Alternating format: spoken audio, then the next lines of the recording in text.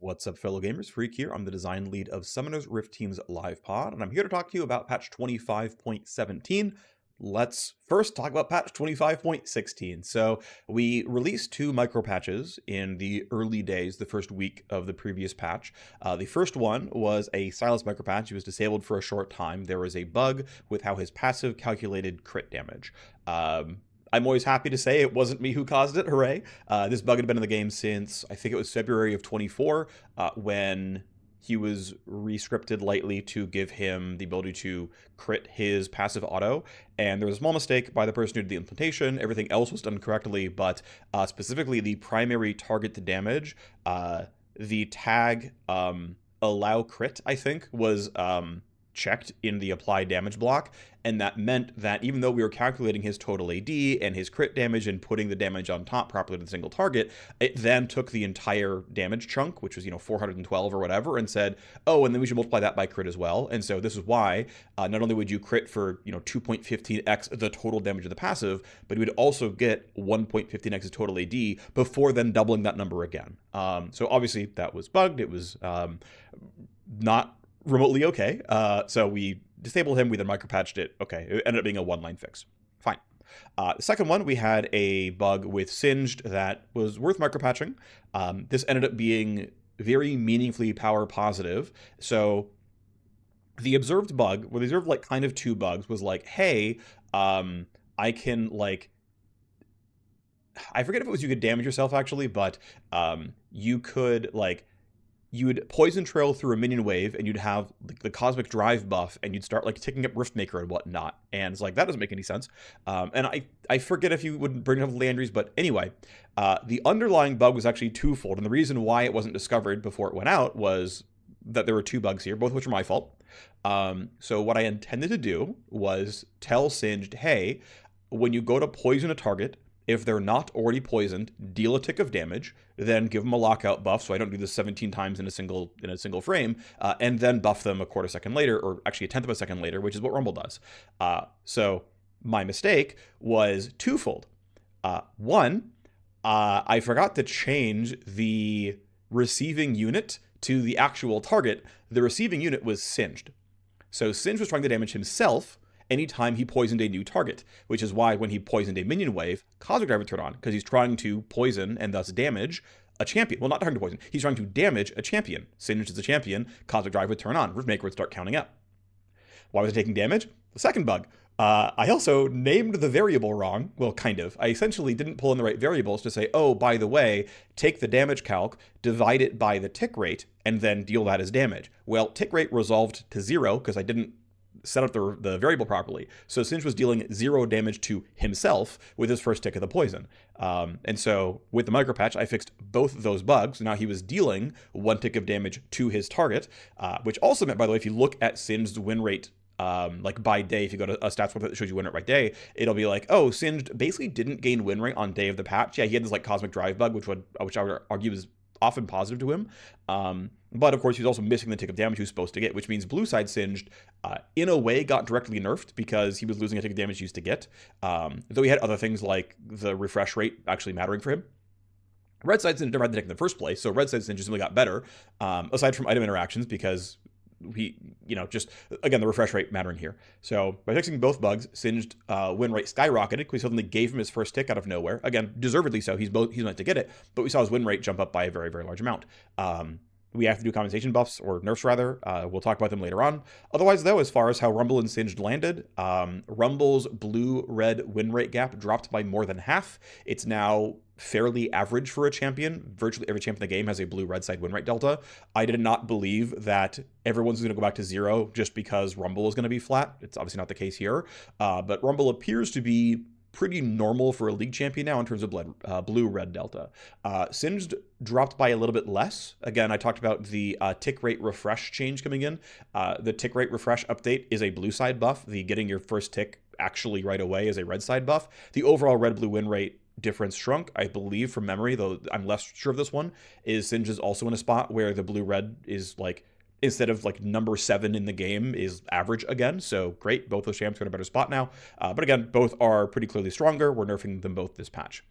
Morgana Ended up not being win rate positive on mid or support. It was win rate positive to jungle. Ultimately, what's interesting is there was a surge in interest. The pick rates moved measurably in all 3 roles from these changes, despite the fact that win rate only moved up in jungle. Now, again, our goals were to make her stronger, and so we're following up this patch to make her stronger. But I think I mentioned this before, maybe I didn't. I really wanted to know what happened when we made W a lot better against high health targets. And turns out what it does is actually raise interest for people, some of which sustain, some of it won't, of course. And that the consistency there, or the front-loadedness, whatever you want to call it, even though the break even was around 2/3 HP on a target, ended up being jungle skewed but flat for everyone else, which means if we ever do this change again, we now know with isolated information, we can use this lever now in the future and like have a lot more reliability on what this means for champions. Okay, cool, we have a case study of Morgana, and it's a very large portion of her damage, has a break even at about 2/3 target HP, and is equivalent for most things. Good to know. Okay, anyway, of course we're buffing her this patch, she has room to be buffed, and so we're going to do so. Sylas has taken off like a rocket and is extremely popular. It is now, Jungle Sylas has hit our goals of being 1 to 2% win rate lower than mid Sylas. Great. His most common builds, and if you parse through the data when trying to look for biases, his optimal builds don't appear to be full burst. Rocket Belt is still a very common item for him, which is good. I think it's better for Sylas to not be full burst. I think the gameplay resolves too quickly there. But it is proven to be extremely popular. It is proven to be not, at least obviously on face value, overpowered. We'll keep measuring over time and see if there's large changes if people figure out optimizations or whatever else. But we've seemed to have landed pretty well on target over Sylas, which is good. We're happy about that one. If we need to nerf him, we can bring down the clear speed a little bit. He's a little bit faster than I wanted on first clear, but it's not the end of the world. Nautilus is actually continuing to gain win rate by day. So Nautilus is something that probably came out looking a little bit weak, but as players get better at getting the exact right rune page, figuring out their jungle pathing, getting, minor double camping, which isn't very hard on a very large AoE like Nautilus E. Like, this is something that players, even in lower ranks, can learn pretty easily. Even though double camping is a little bit awkward, like Fiddlesticks is often like, find the pixel and make sure you channel W long enough. Nautilus is like, wander over and hook the Gromp and like press E at any point in time and you finish blue buff. So that's a level of difficulty that I am comfortable with adding for a jungler to like make an optimized clear. I think that's okay. But again, his clear a little bit faster than I wanted, but his win rates, looking at more recent data, is around 47-48, which honestly not bad. It's actually one of the higher win rate tank junglers. Of those, I expect to actually see pro play. Like Zach, we know doesn't see pro play. That's fine. But hey, it's higher win rate than Skarner. It's pretty close to Sejuani. It's, I think, higher than Maokai right now. It's pretty close to Maokai, I think. But it's like, cool. We have probably added him to pro. That's kind of good. This actually frees up some burden on, say, like Skarner being pro jailed. And again, gaming variance is nice, and Nautilus has a pretty appreciable pick rate here, and as players continue to optimize how to play him, it's looking like he's a pretty healthy jungler, and I'm really happy about that one. Final one here is Mordekaiser. So we gave Mordekaiser an AD ratio and buffed Hexplate in the same patch, and I did not realize that that was going to be the marriage that Mordekaiser players were going to be happy about. But it turns out that Hexplate is the number 6 most popular item on Mordekaiser. Now, it's not particularly good, but it seems like players are having a really good time with this. The pick rate on Mordekaiser spiked and has completely sustained itself off of, like, I sometimes play Hexplate and it's cool. That is great. That is so good. Like, this exceeded my expectations of what would be here. And, like, the result is, like, Mordekaiser is, like, 10% more popular. But, again, about 20% of games have a stone... I keep saying stone plate. Have a Hexplate in them for Mordekaiser, which is great. Number 8, by the way, is Spear of Shojin. That's the next most common AD item for him. And it's, like, the 4 AP items you expect, the 3 AP items you expect, 2 tank items, and then this, and then Zonius, and then Shojin. And just, like, yeah, this is like, the kind of thing I want to see, where it's, like, here's an alt build, large numbers of players are excited about it and are retaining interest, having a fun experience, getting to put their own spin on things. And this is, I want to be clear, like, I do like when items have cool, unique effects, like with Hexplate here. I don't want them to overtake a champion's power, but that's a nice thing about what Stoneplate, I keep saying Stoneplate, Hexplate does, is, like, all the outputs are kind of functionally just stats: move speed, ultimate haste, attack speed, AD, whatever. Like, but they're packaged so cleverly that you're like, wow, this moment of power where I get to run you down during my ultimate, and it's not degen towards my best game plan, and I just always ult the AD carry every fight, and they're inescapable. It's like, no, there's a bit of a tax in doing so. But like, that whole thing combos so well together. It's like, look, I don't actually get to take credit for this, even though I technically am the one who buffed both Mordekaiser and Hexplate this patch.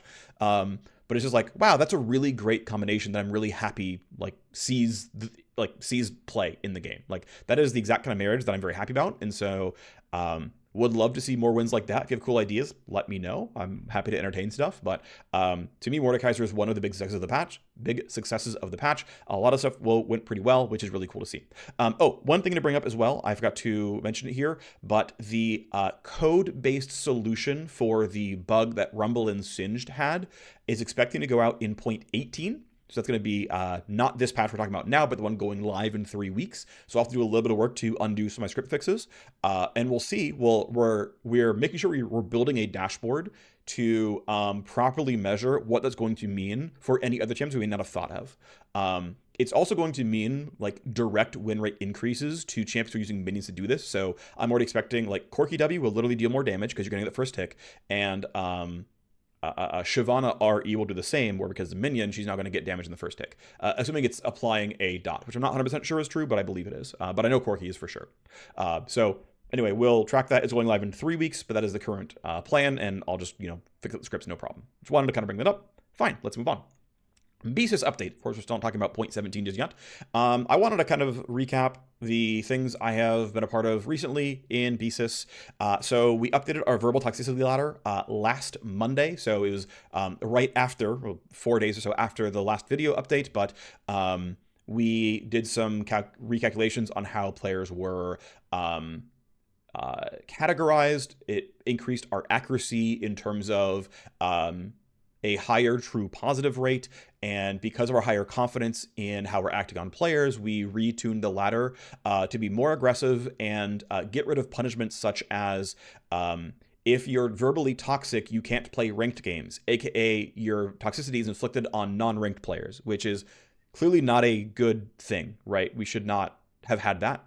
But at least it's fixed now. Where one of the jobs I had was audit our penalty ladders, and this was one of the things I had us to do. But also the penalty ladder itself for verbal toxicity is more aggressive. You are going basically. I don't want to detail all the points because it's not worth it. This is not what I'm here for. But through multiple different factors, people who are aggressively toxic in chat will lose the ability to chat more frequently and regain it less often. So hopefully you will have a minor experiential improvement in the types of players that you are interacting with. For further toxicity work in flight, I've mostly handed this off at this point in time. We actually have to build some new tech to handle some of our detections properly, but we have moderately successful detections for other kinds of toxicity that we can act on, hopefully, I'm guessing, in a month or two, which would be good. I worked on some hard inting detections. Part of it is ready to go and ready to act on. I'm hoping we can start acting on it very, very, very soon. This would have gone better if I was smarter about planning the work. Ultimately, what I had initially tried to do was create sort of one script to rule them all and basically just do a bunch of if statements and spit out one thing at the end of this player inted or not. That was not the right approach, and I wish I had started from step one differently. The new approach is just having a bunch of different unique carve-outs and treating them all differently and being like, I detected A, I detected B, I detected C, I detected D, and then handling those as their own things at the end, all of which still under the umbrella of hard inting. We want to increase both our accuracy of detecting hard inting. We also want to increase our total throughput of detecting hard intentional feeding as well. There's stuff that I am very confident we can act on in 0.17. We'll have to verify, but I'm very, very confident we can start laddering people into the intentional feeding ladder and start slapping them in, again, about 7 days. That's what I believe to be true. There's other things that are still in flight, but I think we can get them there and continue to bolster our hard inting detection. I worked on some soft inting detections as well, things where it's if you see this, you're like, okay, you're not literally running it down mid, but I know you're now griefing. Again, I wish I had started sort of more broadly spinning a bunch of different things out so I could have verified other things. And to spend some time talking about this, right? Most players don't int their games hard or soft, right? Most people just play League of Legends, and it's a lot of the times people are like, oh, my top laner's inting. No, they're having a bad game, right? They're against a 4-0 Riven, even their tower isn't safe. Sorry, they had like one bad fight, then they got ganked, and then they like had to break a freeze, and now the lane's over. Like that'll just happen sometimes, and so a lot of times people say inting, it's not really inting. Regardless, I built some detections. Again, I wish I had done a different approach, so we'd be at this stage sooner. But I built some detections for soft inting stuff where you'd be like, yeah, of course that player deserves to be suspended.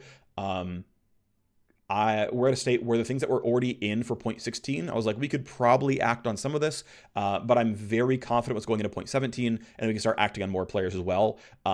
Basically, it was, yeah, I'll stop there. We're definitely going to catch some other forms of soft inting, which will help, and we can keep trying to remove bad actors from the game, at least to get them to clean up or something else. One thing I did notice, just to talk about some more, many times I would say, okay, this player is literally hard inting. Like we caught them, I got the reports, and I like would go look them up on like OPGG, and I like look at the match history, and I'm like, they did it literally once, and like the 15 games before that, they were just like a normal person.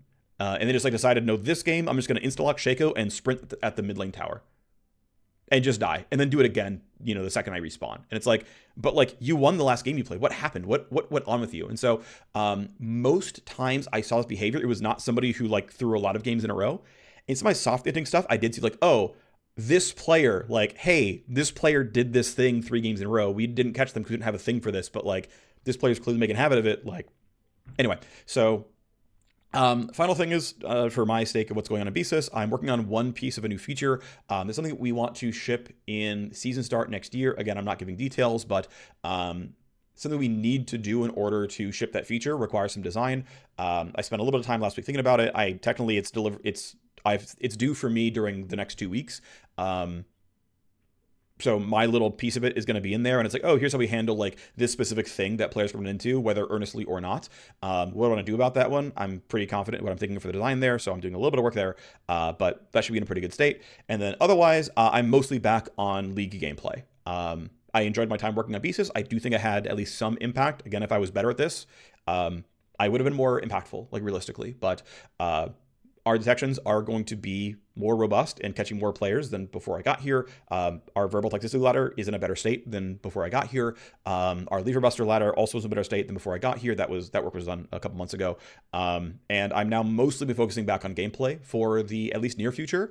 I don't know if I'm going to be tackling long-term things right now, but it's going to be more than just like we added 3 new junglers in the patch. Not necessarily things going to be shipping in 0.18, but I will be looking for meatier things to do to try to make the game continue to work better, feel fresh, and things like that. So hopefully what will manifest as patch quality hopefully goes up a little bit in, I'm going to say, a month or a little bit beyond that. Cool. Let's finally talk about, now that it's been 17 minutes, what is in this patch itself. So we are adding 2 new junglers that were pretty close to viable in Vayne and Set. We are buffing several alt builds in AP Aurelia, AP Kog'Maw, and top lane Kayn, and we are buffing some garbage items that honestly were pretty trash, and we should have done this sooner. You can blame me. Hopefully this should be things that slightly shake up the game and feel a little bit interesting for things that are only low scope work. So let's talk about system adjustments and minor champion adjustments here. Teemo R, we sort of noticed, stories are not important. Teemo R is actually really, really transparent. Like even if you can visibly see the mushroom because you're the Teemo or the control ward or sweep or whatever, they're really transparent, which has kind of 2 downsides. One, it actually makes it a little bit harder to just outright see a mushroom that you've done the gameplay loop of revealing the mushroom, right? And that should not be the second layer of obfuscation. I think that's kind of troll. And 2, it actually lets Teemo players, to a small degree, enjoy the mushrooms themselves, because once you throw them down, they're full opacity, and then they turn invisible, and they're, for most skins, 30% opacity. For a few skins, it's 40%, I think 3 of them, I forget which ones. We're bringing them all up to 50%, which would still do, I think, a good job of being like, okay, I can see through this, it's clearly translucent, this is an invisible unit, which I think is useful, right, to, like, manifest that and suggest that to a player, but also being opaque enough that players can identify that this thing actually physically exists, and what it is for Teemo players who appreciate that, the art and whatnot. So minor thing there, it's not gameplay impact, it's not meant to be, but I wanted to be like, hey, technically I implemented that, so that's a change. We are doing a nerf forward but adjustment here to Gwen. We expect this to be win rate negative. We expect this to pull her out of the top spot in Pro. It is -3 armor and minus early game slow on the R. This is meant to make people feel like they have good matchups that can assail Gwen, beat her with physical damage, aggressive counterpick options, Ambesses and whatnot, Jaxes and whatnot. And also don't feel like, oh, level 6 pop, she all-ins me and I can't play around that one. The dodging, hopefully, and the walking away to not be all-in so hard. Hopefully it's going to be enough to make that early game feel soft enough that players like can beat her. Now, we actually liked both of these like directionally in terms of freeing up the space for the highest levels of play. We wanted to compensate win rate by not taking her down too far. Similar buff here, it's just base stats, but it's about 0.5% win rate of AS growth. So, of course, yeah, it turns out we've walked back a fair bit of how much we made Gwen less a scaler. Just, we brought her down from Kale Curve to not Kale Curve. Obviously, the early E quota ended up being a lot of power, but I'd have to go and double check this, but at the end of the day, I think we're in a spot now where Gwen is probably going to be fairly balanced. She's always been a high mastery champion where you're going to see win rate sub 50 because some champs just see win rate sub 50 because they're hard and they're not only played by mains like Yasuo and Riven are. I'm being hyperbolic in those cases, but like those are disproportionately. Katarina is one of them as well. Gwen is not in Katarina tier. And so any hard champion who's not in Katarina tier is going to be sub 50, and that doesn't make them weak. Anyway, minus stuff there. It's going to be over 1% minus on Gwen. Don't get me wrong. Next up is Axiomark. Axiomark, Profane Hydra, Horizon Focus. All three of those items were pretty clear are trash. Axiomark is, I believe, the least built lethality item in the game, even behind Umbral Glaive, last I checked. This item has no users. When it's bought, it is win rate negative on them. It's not very good. So it's a very substantial buff of almost 10% off the entire item. This is us continuing on in the direction of trying to make assassin builds generally spike sooner. We think that is a good thing for the class, that they get ahead of the curve. They might not have quite the same cap, but that they are a tempo class. That is a good thing to keep trying to support as much as we can. I think it's good for them. And so going in this direction for both of their items here, Axiomark at 3K, let's bring it down to 2750. Okay, great. Obviously, again, represents a pretty substantial buff. We'll see how it lands, but we'll move on from there. There's even a world where it's maybe not meant to have the lethality ratio on the ult refund, and it's meant to be 20-25% flat at the very beginning, and we hope Karthus doesn't steal this. And we say, I don't think it's going to be likely. I think that's probably like way too big of an item for him. Unless we add 80 ratio to the R, that would just be a problem. But regardless, there's a world where we like further reshape it and say, actually, it's one of the slot 1 items that feels really good. You're going to try to, you're not going to get it at level 6. I don't think there's no way we print Axiomark at 1,300 gold here. But there's a world where you're like, no, actually, I'm going to use this to like snowball off like my second or third ult. And like, that's the plan I'm going for. I could see that maybe. This is not the immediate plan, but like it's something that could be done that might be interesting. Profane Hydra, pretty similar stuff here, dropping it down below the like 3,200 gold mark. Again, bring it down below 3K for a Assassin Legendary, which I think is good. This one is arguably, I would say, is less of a buff, which I think is also less needed of a buff. Typically, you should, much like how you would expect Malphite to have a higher win rate than Cassante in top lane, because it's much easier to get most of Malphite's power out of his kit than to get most of the power out of Cassante's kit. And that the average player is going to make more mistakes on Cassante and essentially leave win rate on the table compared to when they play Malphite. And so you should, of course, expect to see champion win rates differ based on how hard they are, and then more advanced based on how skilled their player base actually is. Again, the Katarina effect. The other side, though, is active items are also like this. Active items require more out of you as a player to use them well. Even top-end players. We've all seen the completely garbage stopwatch or Zhonya's uses where it's like you broke your arm guard and you were clearly dead and you're a literal pro player.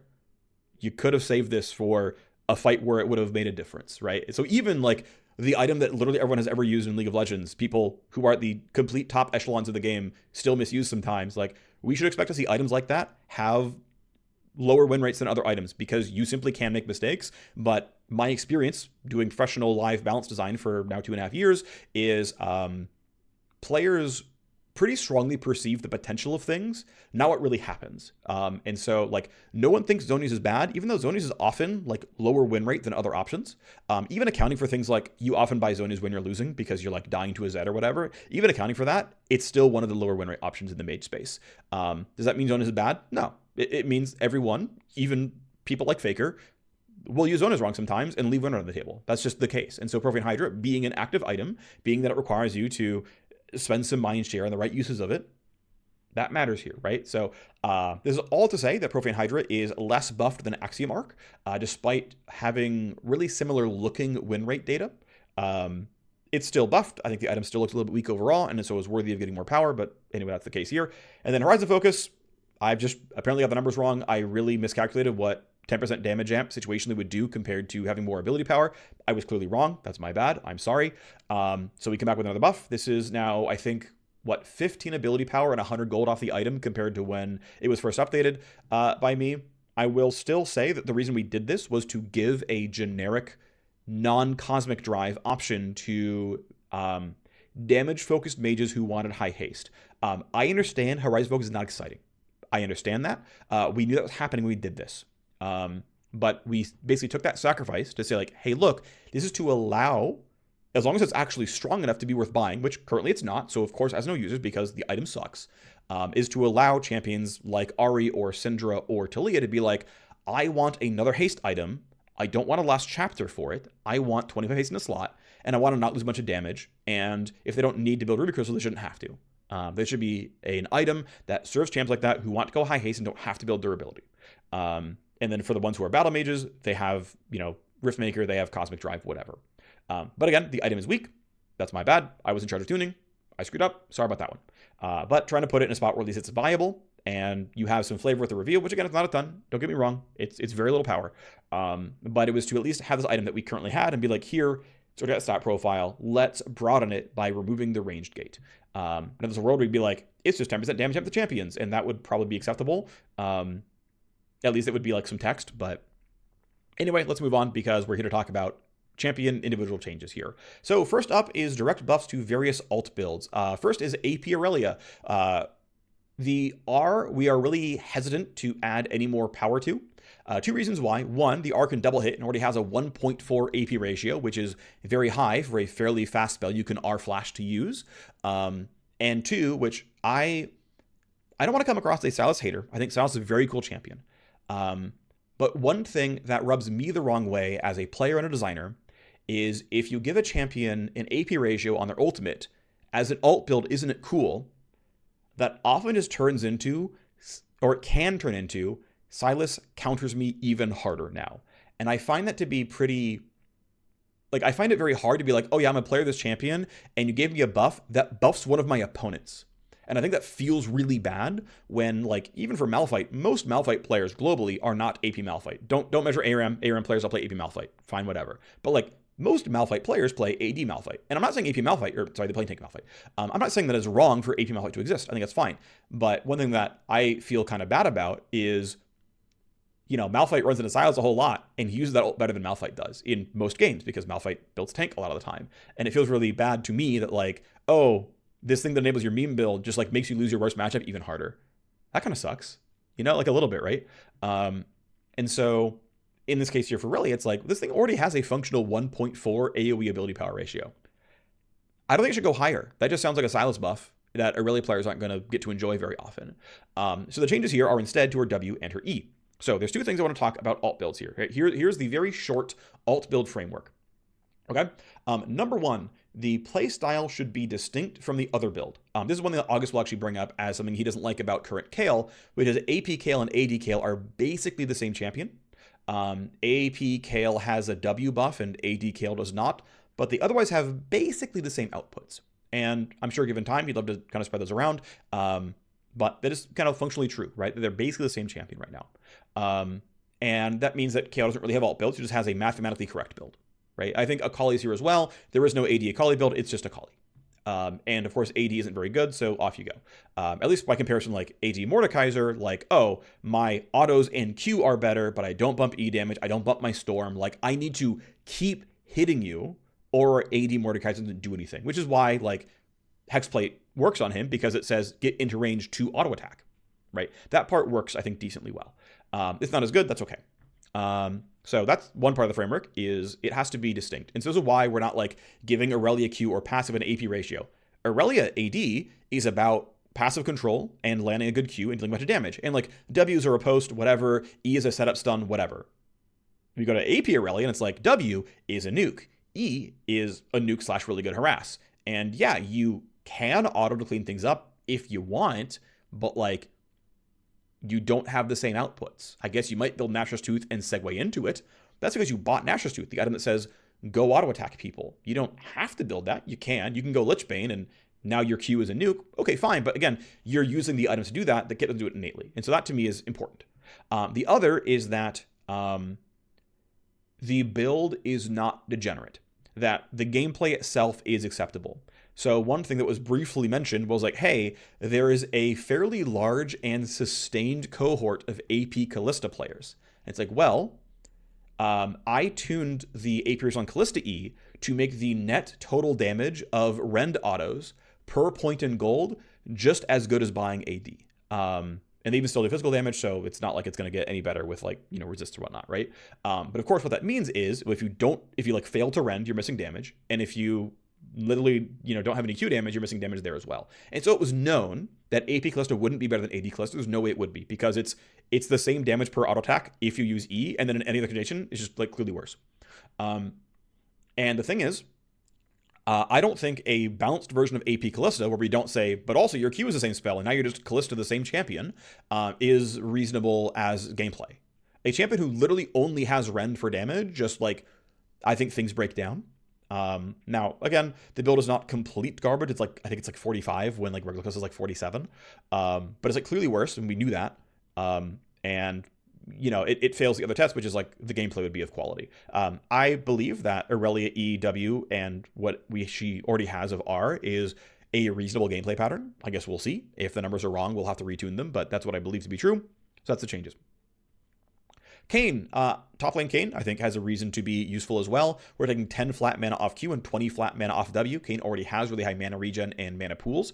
I actually would like if, without intervention or without being a special champion like Ryze or Kassadin, if champion mana pools looked and acted and felt a little more similar to one another, to where the experience of using mana can be a little more similar across champions, and then we let costs dictate like requirements on mana pools and whatnot. Like we have champions like Udyr whose mana costs go down globally with champ level, which to be fair, that really does betray the idea of like, but you have mana and it works the same way. Like, no, it doesn't. But I don't know. To me, like the idea that Udyr's mana costs all go down with champ level explains how that champion uses mana in a really succinct way without like looking up the wiki for his mana growth stats.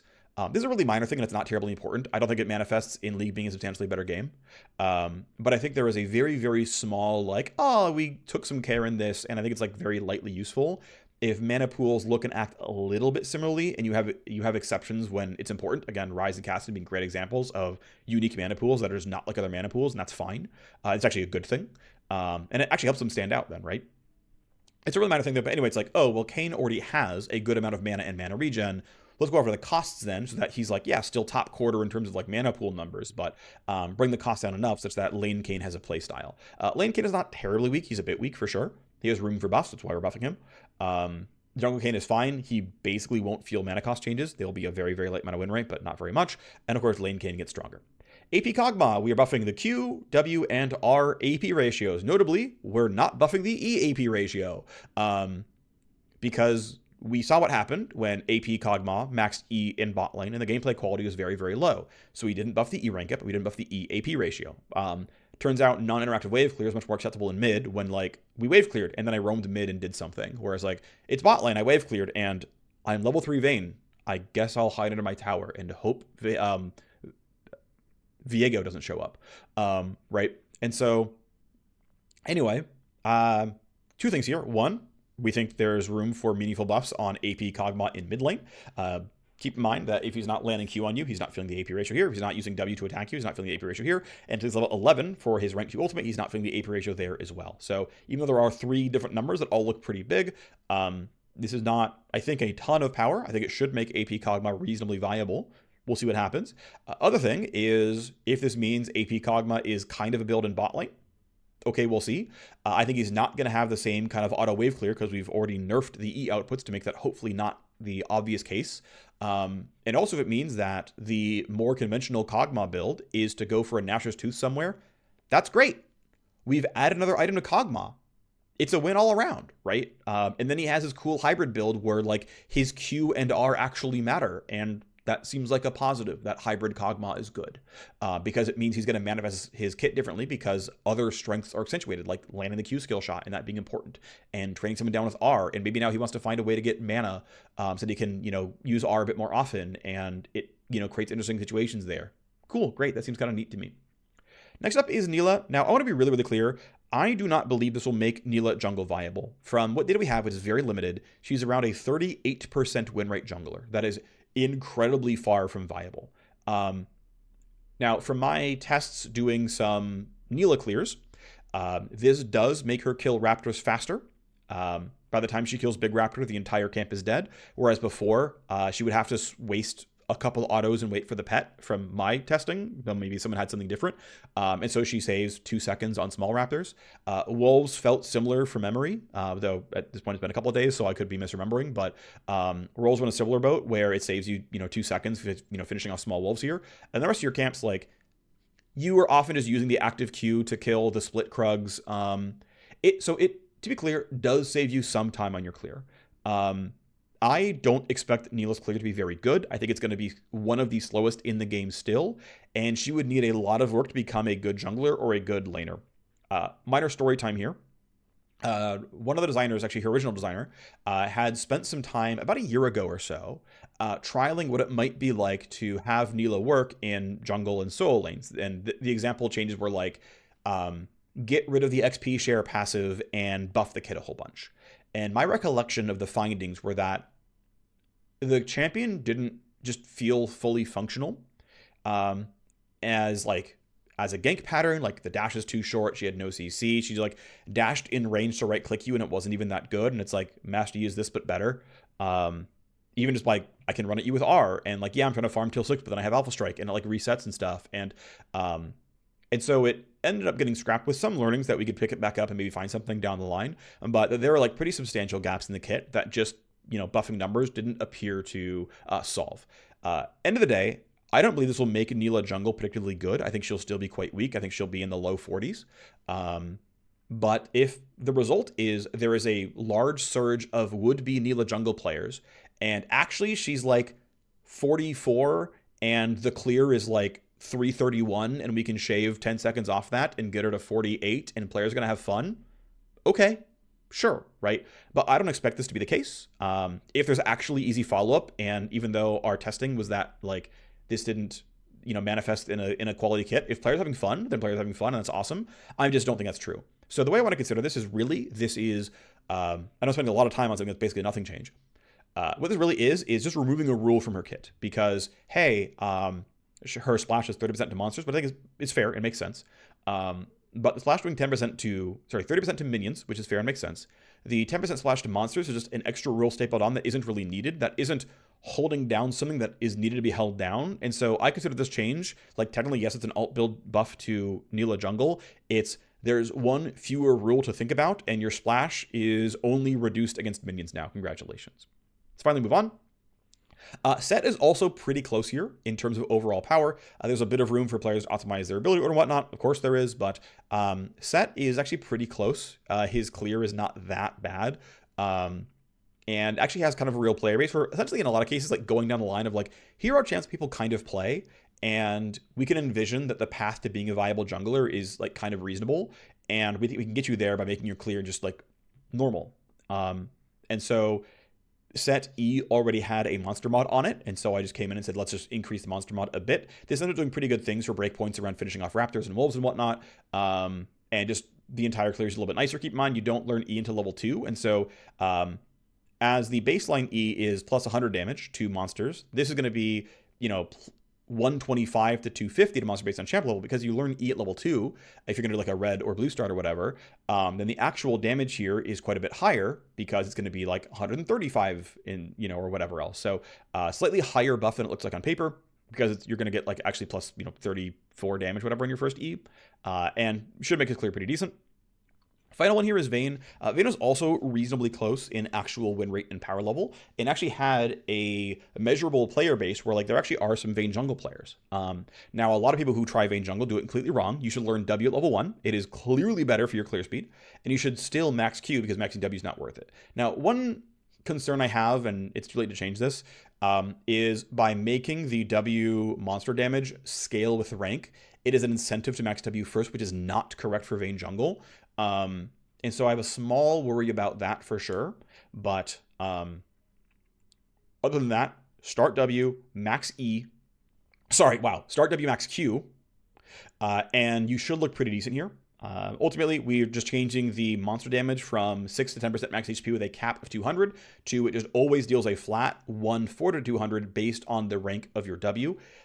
This number at 140 is very little change against red and blue, but is a meaningful damage increase against everything else you fight, which saves you time when you're like, yeah, I killed a big raptor, and now I have time to auto a few more small raptors with my red buff and clean off the camp. Or I finished Krug 3 autos sooner because I literally got like 100 more damage out of silver bolts than before. That's a big deal, and now that saves me a whole lot of time. So again, we may still have put Vayne and Set slightly too high in their first clear. I know in the cases of both Nautilus and Silas, they're slightly faster than median. I don't love that, but also their win rates are not so high that it's like, oh boy, I can't wait to put them at 46 just to make their clear 4 seconds slower. So it's not the end of the world, but it's unfortunate that happened that way. Either way, at least they're not breaking the bank. They're not Z tier. Next, we go to the other 4 direct buffs in the game. This champion is kind of overall weak. Buffing up Kassadin, so 10% AP ratio on his Q damage, 5% AP ratio on his E damage. Kassadin a bit stronger, going for a better look for his scaling. We are trying to pay more heed to ensuring champs with pretty obvious power curves on the cover to retain those power curves and feel different. And so I know last time I did Kassadin buffs, I buffed his early armor to make him feel a bit more resilient in some of his lanes. I don't really regret doing that. I think, having some level of baseline I can interact is fine. But I think we can definitely do whatever we need to do around, damage output and want to make sure that like Kassadin is clearly a scaling pick. And so up we go on Q and E. My opinion sort of briefly here is I think Kassadin is meant to be a little bit more about QEW than R burst itself. I think Kassadin being able to leap around the map a lot is very cool. I think being able to cast a lot of Reflux is good. But I think if, max stack R hitting somebody is where most of his damage comes from, I think the gameplay quality and gameplay clarity though is a little bit low. And I believe it is correct for him to long-term shift a little bit. I'm talking like 5% total damage, not that much out of the R, and put it back into QE and maybe W for like the same total win rate in the champion. Minor thing though, it's not super pressing, and maybe I'm wrong here. Misfortune, pretty small buff here. Keep in mind, total AD is used both on her Q and her R, so total AD also has 2 over spells. In fact, R is only AD ratio, there's no base damage at all. Regardless though, Misfortune, we're upping by 2 AD. She's a bit weak right now, could use some power. Morgana could also use some power. We got our clean read on what the more front-loaded Morgana W did. Now we're going to go basically buff up the low ranks damage of the spell, which should tend to be support skewed, since Morgana's going to leave it at 1 point either forever or until level 8. And so this should hopefully make an ability that you often can only get about 2 seconds of damage out. Okay, yeah, getting 2 out of 5 getting 2 out of 5 here is going to be only like 8 damage, but it's like, hey, we buffed a spell that you're going to cast on a 12-second, 10-second cooldown by 8 damage that also can't miss. Like, that is a meaningful amount of extra chip damage over the course of time. It definitely does matter. And it just also, hey, for Morgana mid, she has a bit more agency in early game as well. Cool, fun stuff there. I think just overall pretty solid. I think this is reasonable. Basically, I think it is important to make Morgana's W feel like a good and functional spell. It is a large portion of her kit. It is where most of her damage comes from. It's what she has to max first in her 2 carry rolls. And it's still used commonly in support because it triggers spell thieves. I know I keep calling it spell thieves. And so, to me, doing a lot of the mechanical changes around the upfront damage against low health targets is not hot garbage, was important to me. And then following up and being like, cool, we have the win rate room, cool. Making sure that, like, the sort of, like, minimum total damage of the spell, if you can lock someone in it, but they're actually tanky, is, like, actually high. When I look at other spells that are like, here's a Syndra Q, it just deals damage and can't miss. And I'm like, here's Morgana W, they're going to walk out of more than half of it. Make sure that the actual payoff for that is high enough, because like, oh, it can fail because they walk out. It can fail because they're not low. And look, game-to-game variance is nice, but one of the reasons I believe that Morgana feels bad, despite having in mid and jungle pretty good win rates, in support it's actually pretty bad relative to her power curve and elo skew, but she actually has like like strong looking win rates in mid and jungle. But the reason I believe that she doesn't feel very good to play and hold a player base is because her tools feel way too erratic and unreliable. I believe reliability is a huge portion of what can make a champion feel good to play. And so to me, it was important to me as a longtime Morgana player. She was one of my absolute mains back in beta. Like like I don't think she was my first main, but like she was absolutely one of my first mains.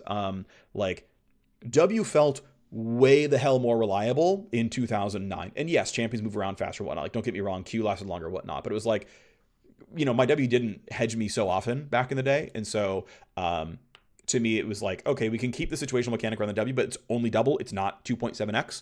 And let's front load the damage enough so that like even at rank 1, this thing is actually doing some punching and that the total throughput of the spell is actually pretty solid. And you know, if I can keep in the thing, is for sure more damage than like a random Syndra Q. That even if they're full health and I land the Q and I pay myself off, it's for sure better than a Syndra Q. And so that's why I'm spending a lot of time on Morgana W, because I want to make this tool actually good and feel good. I could see a world, like another thing that I think might make sense is actually to drop the cooldown and duration by a bit. So it's like close to same total damage, maybe a little bit less, but it's like a 4-second dot on the ground. Because standing in one place for 5 seconds is not really realistic in League. And we get around that with Rumble by being like, Rumble R slows and is gigantic and has a 1 second long linger. Or you're singed and it's literally everywhere and permanently on the ground somewhere. And Morgana's like, it's 12-second cooldown. If they walk off, I lose the entire cooldown. So to me, there's stuff we can do here that can make this kit feel better to play overall. Either way, those things that I think about a champion that I care about quite a lot. And the final change being minus 0 to 20 on the mana cost here on Morgana. Yeah, it's a really expensive spell. You're going to cast it all the time. If you're really succeeding, you're casting it every 6 seconds. That's before haste. It's a lot, right? You're casting this thing a whole lot of the time. So dropping the max mana cost from 130 to 110 should feel it better and let Morgana throw out spells more often, right? Have the tools, have the ability to press them, and have that go on. Finally, we talk about Senna here. Senna, after our more recent changes, is looking a little bit weak in her 2 primary roles. We're buffing her by 0.6% AS growth. If that was a conventional marksmith, this would be over 1% win rate. I think for Senna, it'll be slightly below that because she has a bad AS ratio and doesn't care about chain autoing quite as much as other champions. And adding 0 to 20 on the heal on Q. So she will feel quite a little bit better around level 9. And the Q, of course, heal is going to be a bit support skewed. The AS growth is going to be a bit AD carry skewed. Overall, going to be power to Senna. Move on to nerfs, only 3 in the patch. Master Yi, unsurprisingly, gained some pretty big win rate when we made Kraken Slayer work well with his Q. In order to try to preserve a little bit of parity between on-hit build and crit build, we're nerfing the on-hit conversion ratio from 75% to 65% on the Q. So that is going to be, some, less throughput on the spell for sure. Less damage to the Kraken Slayer, less damage on the E. Those are all going to matter. Yes, this will manifest in other builds as well who use the E, understand. But it's going to affect the actual on-hit items more. There's a chance this is an over nerf. This could be a pretty big deal. I don't think it's going to be, but if we have to go back on something, we certainly can. It's not a big deal. And then minus 14 health is here to basically hit magnitude. Not much to say, except we're looking for about 1.25 off of Master Yi, which is what he gained last patch with people moving over to the newly good Kraken Slayer on him. Rumble, as mentioned, does have room for nerfs here. I think he's probably on net somewhere around 1.5% OP from just solo queue data. Blue side Rumble gained over 1% win rate last patch and was arguably already OP, considering that he's a hard play without a Katarina level of players. So putting in some nerfs here. It's 1% max health damage off of the passive autos, and it's 0 to 20 damage off of 3 seconds of the Q.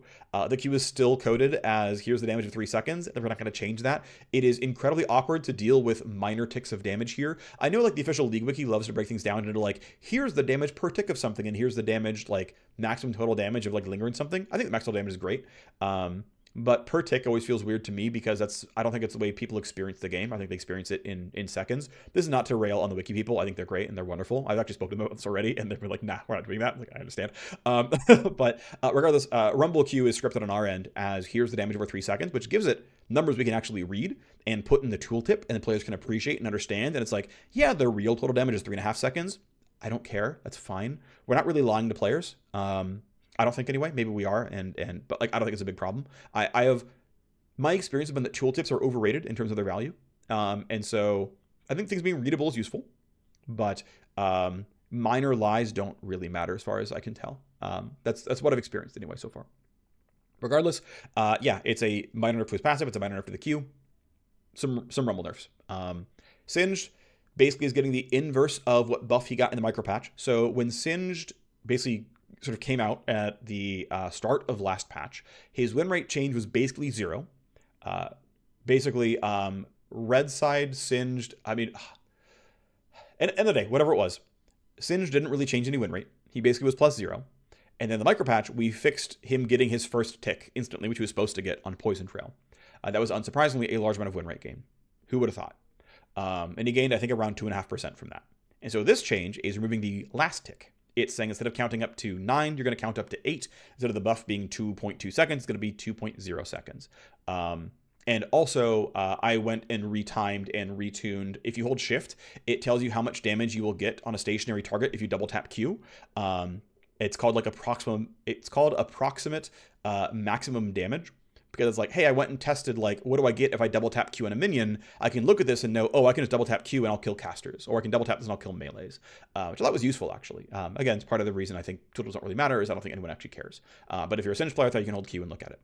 And I retimed, I was like, oh, right, because we improved how the linger works for blue team, instead of a double tap Q getting a functional linger for 4.25 seconds, we're getting a functional linger for 4.75 seconds. And this is with the like mandatory duration nerf here, because the refresh actually was timed exactly half second apart already, or 3/4 second apart for blue, because of how the tick rate worked. And so